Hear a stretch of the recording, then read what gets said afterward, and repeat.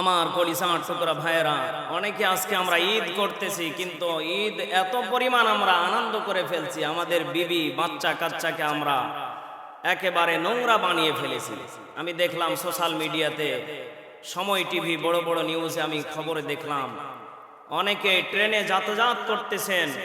এই ট্রেনে যাতায়াতের ভিতরে আমি খেয়াল করে দেখলাম ট্রেনের ভিতরে তো জায়গা নেই, এত পরিমাণ ভিড়, নিজের বিবিকে নিয়ে ছাদের উপর উঠতেছে। কত যুবকে তার বিবির শরীরে অঙ্গভঙ্গিতে হাত দিয়ে ফেলছে। পড়ুন না নাউজুবিল্লাহ।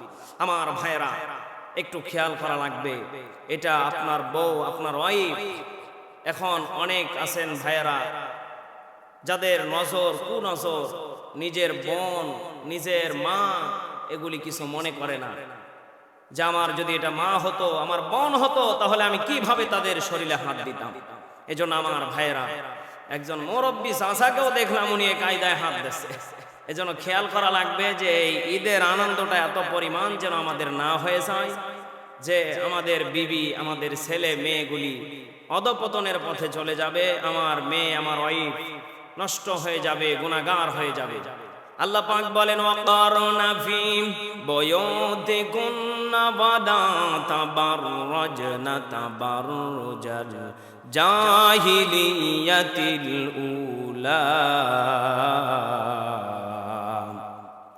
আল্লাহ পাক বলেন, হে নারীরা, তোমরা পর্দার ভিতরে থাকো, তোমরা পর্দা করো।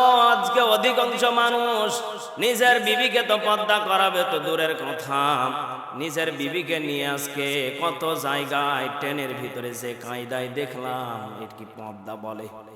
এ তো পর্দা না, এ তো ডাইরেক্ট হল রুম। এক কথা বলছেন না।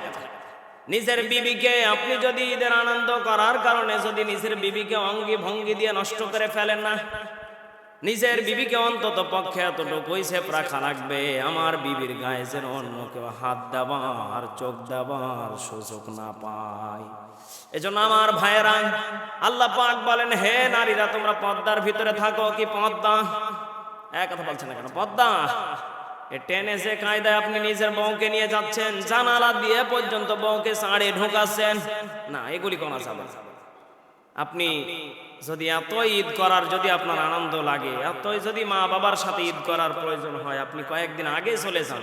হয়তো অনেক ভাইদের মনে কষ্ট লাগতে পারে না, হে যুবক, আপনাকে আমাকে একদিন মরে যাওয়া লাগবে, আপনাকে আমাকে চলে যাওয়া লাগবে, আমরা কেউ কিন্তু থাকবো না। আমি মেহেদী হাসান মেজবা, এই জন্য এই কথাটা আমি বলতে চাই। আমি চাই না আমার একজন বোন জাহান্নামী হয়ে যাক, আমার একজন মা জাহান্নামী হয়ে যাক।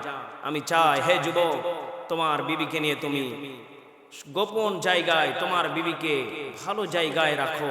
যদি এতই প্রয়োজন মনে করো, তোমার বিবিকে নিয়ে তুমি আগেই বাসার উদ্দেশ্যে রওনা করে দাও। কেননা এত ভিড় জমিয়ে আমরা যেন আর এই সমস্ত কাজ না করি। আল্লাহ পাক যেন আমাদের সকলকেই এই সমস্ত ফিতনা থেকে হেফাজত করেন। সকলে পড়ুন আল্লাহুম্মা আমিন।